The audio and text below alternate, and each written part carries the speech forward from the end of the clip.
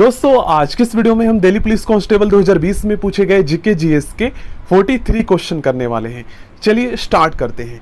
देखिए first question में पूछा गया है भारत में पहली बार राष्ट्रीय आपातकाल कब लागू हुआ था। दोस्तों भारत में पहली बार राष्ट्रीय आपातकाल 1962 ईस्वी में लागू हुआ था और दूसरी बार राष्ट्रीय आपातकाल 1971 में, ठीक ना, और तीसरी बार 25 जून 1975 को इंदिरा गांधी जी के कार्यकाल में, ठीक ना। ये तीनों आपको पता चल गया। अब देखिए एक क्वेश्चन ये पूछा जाता है कि भारत में राष्ट्रीय आपातकाल किस आर्टिकल के तहत लगाया जाता है, तो अनुच्छेद 352 के तहत, ठीक ना। और भारत में अभी तक 3 बार राष्ट्रीय आपातकाल लागू हुआ है और वित्तीय आपातकाल एक बार भी लागू नहीं हुआ है, ठीक ना, 0 बार, ठीक है, ये समझ में आ गया।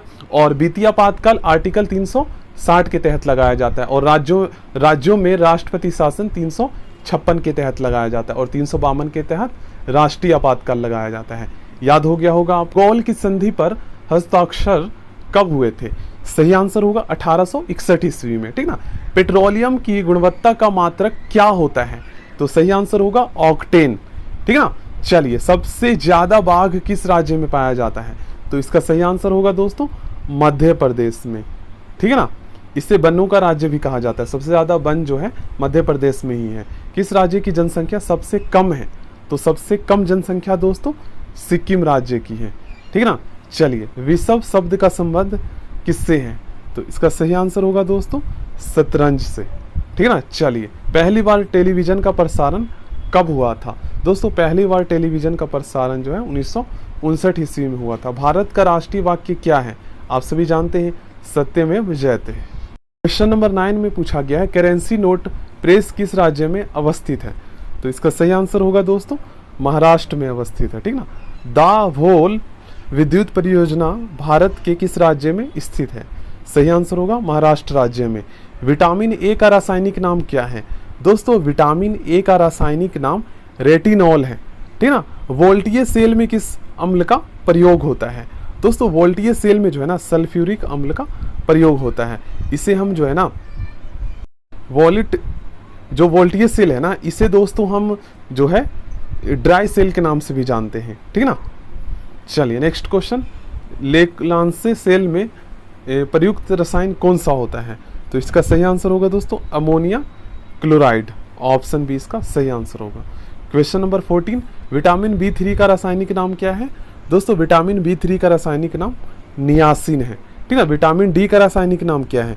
विटामिन डी का रासायनिक नाम कैलिसफेरॉल है, ठीक है ना। और अगर आपसे पूछा जाए कि विटामिन ई का रासायनिक नाम क्या है, तो टोकोफेरॉल है। क्वेश्चन नंबर 16 करते हैं, जलियांवाला बाग की घटना के समय वायसराय कौन था?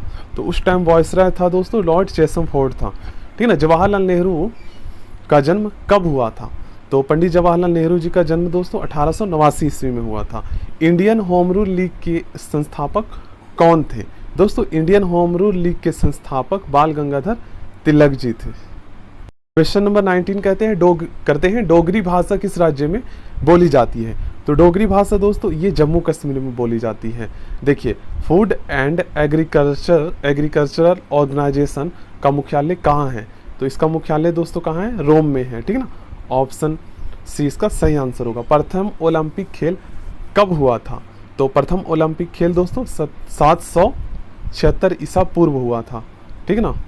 आपसे ये भी पूछा जा सकता है कहाँ हुआ था? तो एथेंस में हुआ था, ठीक ना। वाटर पोलो में खिलाड़ी की संख्या कितनी होती है? जो वाटर पोलो खेल होता है दोस्तों इसमें खिलाड़ियों की संख्या 7 होती है। भारत का सबसे ऊंचा जलप्रपात किस राज्य में स्थित है? सही आंसर होगा कर्नाटक राज्य में। नेक्स्ट क्वेश्चन करते हैं। नेक्स्ट क्वेश्चन में पूछा गया है न्यूयॉर्क किस नदी के तट पर बसा हुआ है? तो ये दोस्तों हडसन नदी के तट पर बसा हुआ है। भारत का पहला उपग्रह कब छोड़ा गया? तो भारत का पहला उपग्रह का क्या नाम है दोस्तों? आर्यभट्ट, ठीक है, जिन्होंने जीरो का आविष्कार किया था। ये दोस्तों 1975 ईस्वी में छोड़ा गया था। पृथ्वी का औसत घनत्व कितना है? Most important question. तो इसका सही आंसर होगा 5.5 ग्राम पर सीसी। चलिए नेक्स्ट क्वेश्चन, भारत का सबसे बड़ा राष्ट्रीय संग्रहालय कहाँ है? तो ये संग्रहालय दोस्तों नई दिल्ली में है, ठीक ना। शक संवत का अंतिम राष्ट्रीय कैलेंडर माह क्या होता है? सही आंसर होगा फाल्गुन, ठीक है ना। Option C. विटामिन सी का रासायनिक नाम क्या है?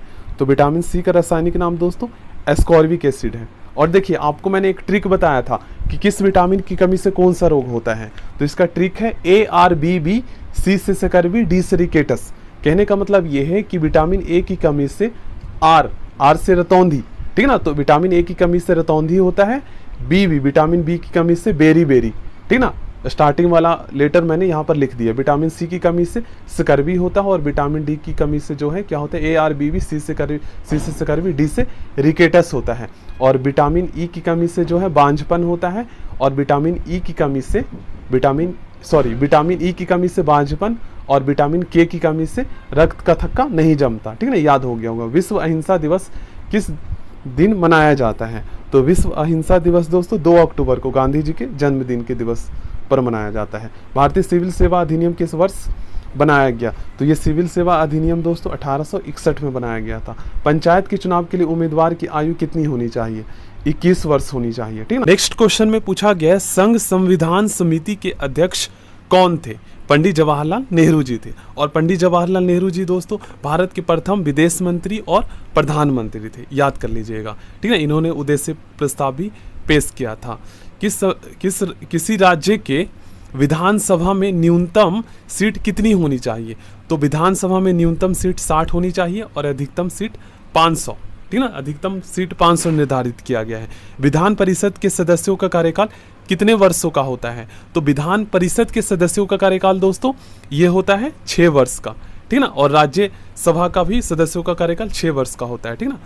और राज्यसभा जो अस्थायी सदन है जिसके 2/3 सदस्य जो है हर 2 वर्ष में जो है मतलब कि पद से हटते रहते हैं। चलिए, राज्य मंत्री परिषद का गठन किस अनुच्छेद के तहत हुआ, राज्य मंत्री परिषद का गठन दोस्तों आर्टिकल ये जो है 163 के तहत हुआ, ठीक है ना। लोक लेखा समिति में लोकसभा के कितने सदस्य होते हैं, तो लोक लेखा समिति में दोस्तों लोकसभा के 15 सदस्य होते हैं, ठीक ना।